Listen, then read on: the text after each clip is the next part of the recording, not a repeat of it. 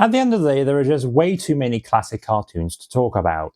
Well, for you, maybe. I'm a cartoon character, so I don't have an expiry date. Thanks for rubbing it in. So for this season finale, Hammy and I are going to be squeezing 10 cartoons into one single video. Like every other reviewer seems to do, I'm Hammy. And I'm Benedict, and this is the very special 50th episode of Old School Cartoons.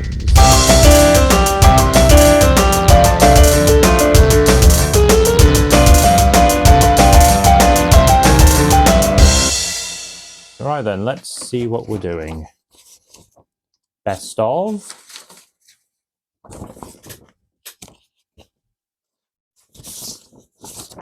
'1920s.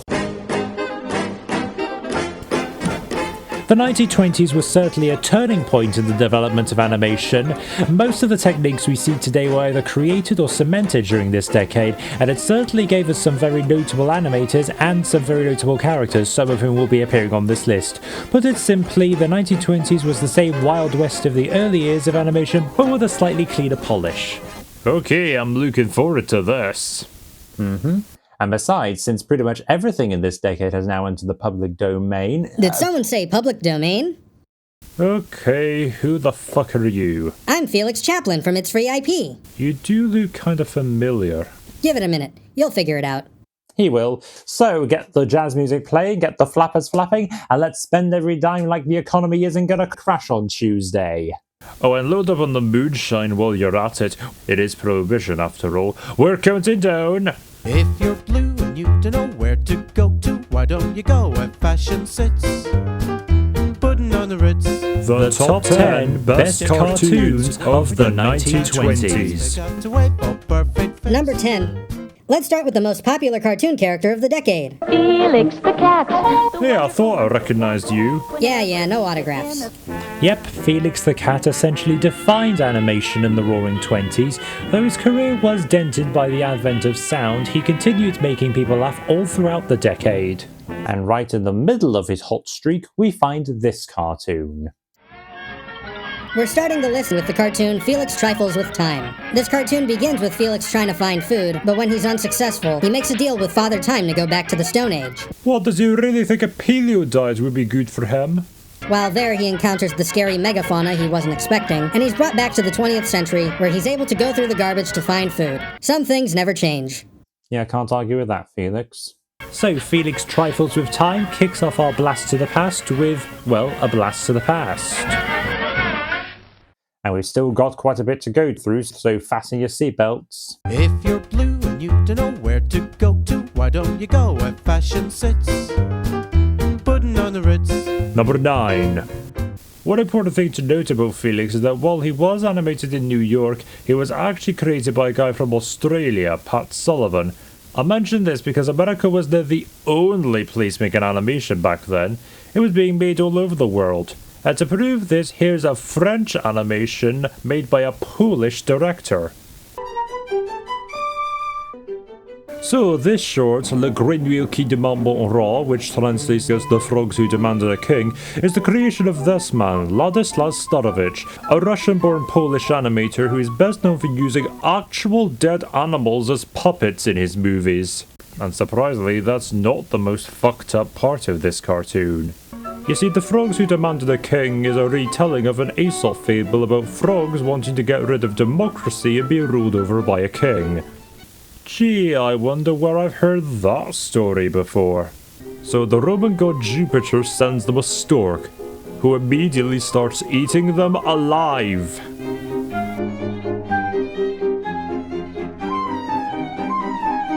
You wouldn't see Disney doing this particular story. You're right, Hammy. And while we're talking about Ladislas Starowicz, I'd be remiss if we didn't mention his landmark colour animation, Le Voix de Rossignol. This 1923 cartoon is a gorgeous demonstration of early colour film. Aye, but the frogs beat it to the list simply for having a more interesting story. And boy is it interesting. Actually, even I'm getting uncomfortable looking at this. Let's move on. If you're blue and you don't know where to go to, why don't you go where fashion sits? Putting on the Ritz. Number 8. One of the most important animation techniques that found its footing in this decade was rotoscoping. For those unfamiliar, rotoscoping refers to animation via tracing over still frames of film. The whole idea is to give animation a more realistic look with better pacing, and it would eventually give us better animation and pacing in non-rotoscoped animation too. Though it was invented in 1915, it was improved upon in the 1920s thanks to its inventor, a little-known animator known as Max Fleischer. I don't know if I've talked about him already. Now, Max Fleischer, along with his brother Dave, created a series called Out of the Inkwell specifically to demonstrate rotoscoping. There were many Inkwell contenders for this list. I picked the cartoon Flies from 1922 as the most solid example of what they set out to achieve, demonstrating realistic animation by pairing it with live action.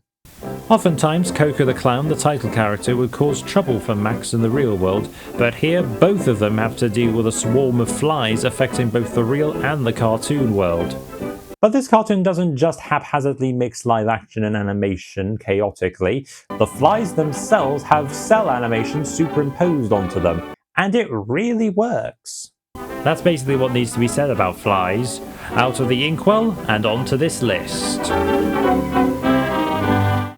If you're blue and you don't know where to go to, why don't you go where fashion sits?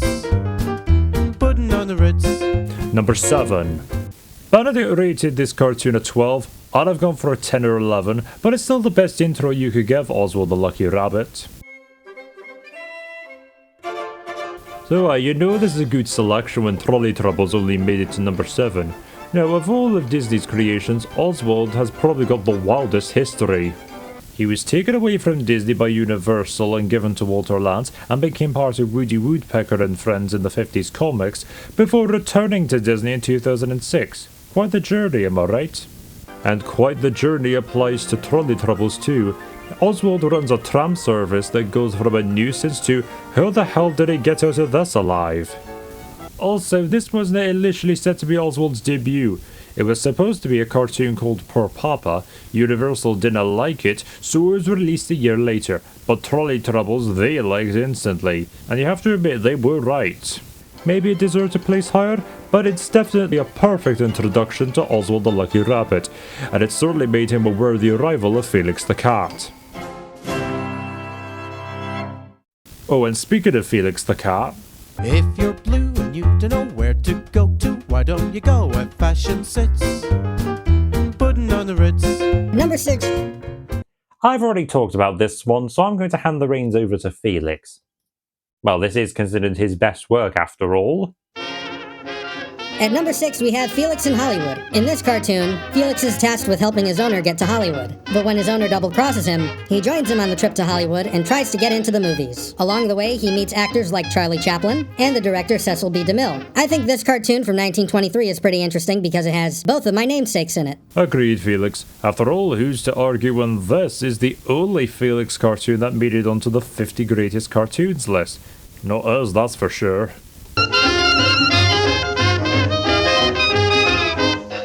If you're blue and you don't know where to go to, why don't you go where fashion sits? Putting on the Ritz. Number 5. Contrary to popular belief, the first animated feature film was not Snow White and the Seven Dwarfs. The actual first animated film was called El Apostol, which was made by Argentinian animator Carino Cristiani in 1917, but it was lost to time, which leaves the oldest surviving feature-length animation to be this. Like the last entrant, I've already talked about this, so I'll try to be brief. This 1926 German film was the creation of a woman called Lotte Reiniger. Why do I bring this up? Because we always hear about the great men of animation, yet we never hear about the great women of animation. Where my ladies at? I mean, yes, America had Margaret J. Winkler, who distributed for Pat Sullivan, the Fleischers, and even Uncle Walt himself, but she didn't actually get her hands dirty in the actual production. Lotte Reiniger did, and her signature style really shines in this film. It's little wonder as to why so many consider this film to be her magnum opus. So with that considered, why is it only at number 5 on this list? Well, it does unfortunately have some rather questionable depictions of African and Chinese characters. They're not the worst from this time period, but I did have to knock some points off for that. Well, that's the only real problem with this film. And it doesn't even take away all that much. It's a visually stunning masterpiece with distinct, gorgeous animation and a captivating story. It really does deserve to be Lotte Reiniger's most famous film. Danke schön, Frau Reiniger.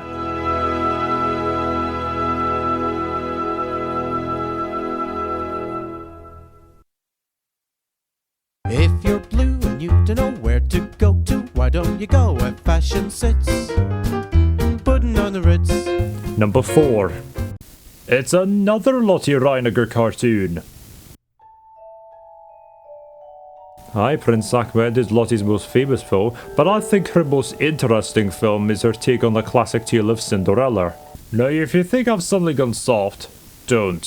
The reason I find it so interesting is because it contains elements from the original tale that it doesn't shy away from, especially when the stepsisters try to fit themselves into the glass slipper.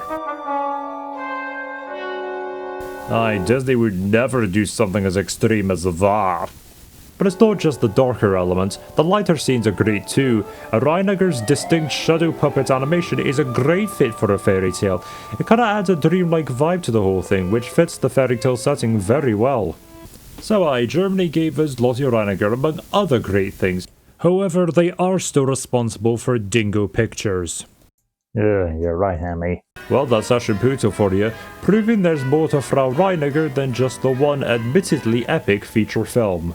If you're blue and you don't know where to go to, why don't you go where fashion sits? Putting on the Ritz. Number 3.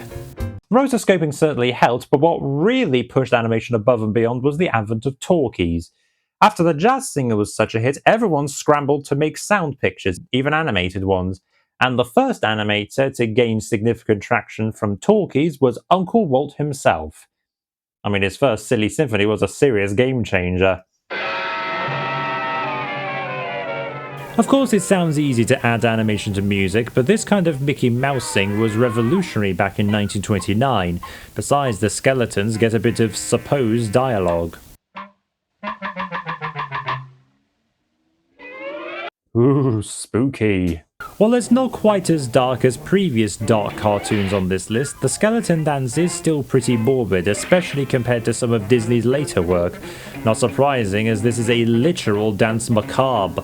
But the animation really brings these bones to life, for lack of a better phrase. I mean, just look at them gallop gaily round the graveyard.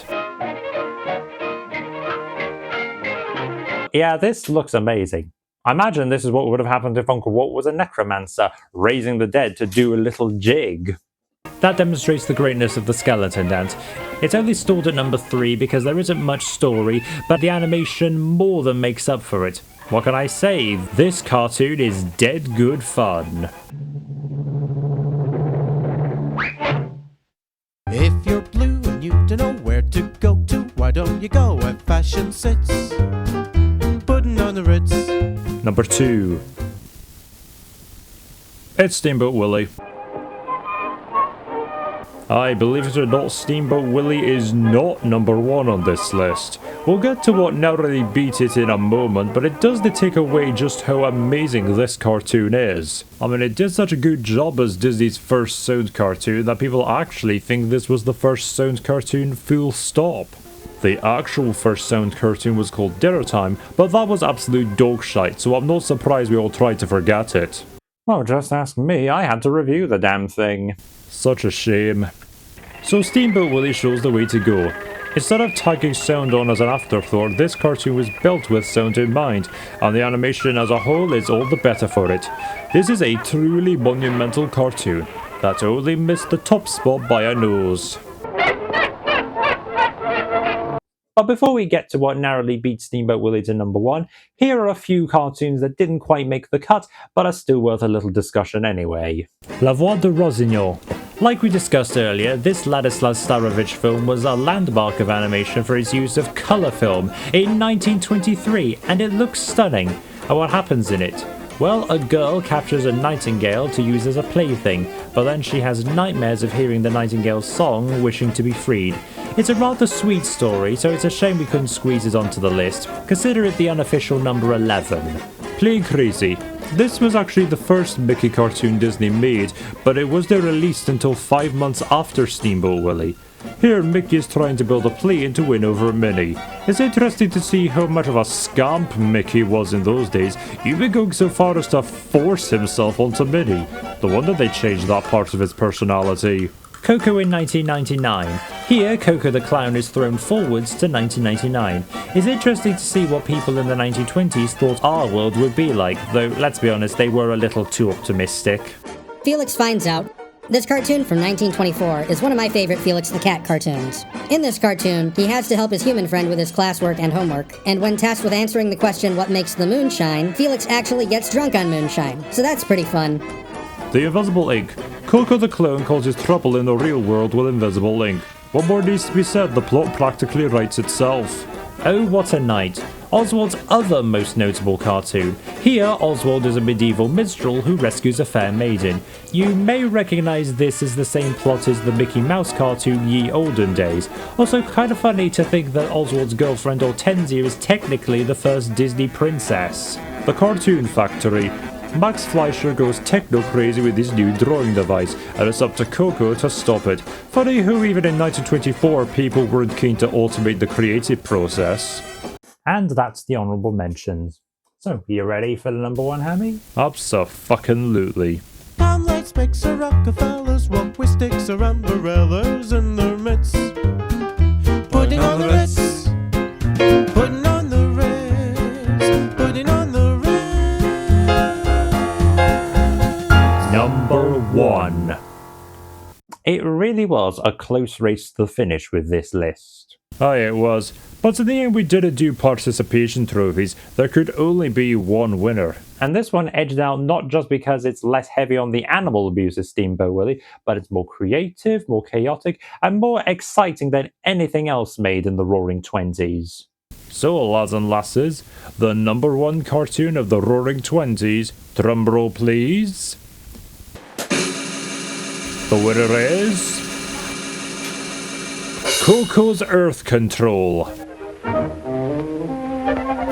So, what goes on in our Charleston champion? Well, Coco and his dog Fitz, an early version of Bimbo, stumble across a giant weather machine, and of course they start messing with it, playing with all the weather on planet Earth.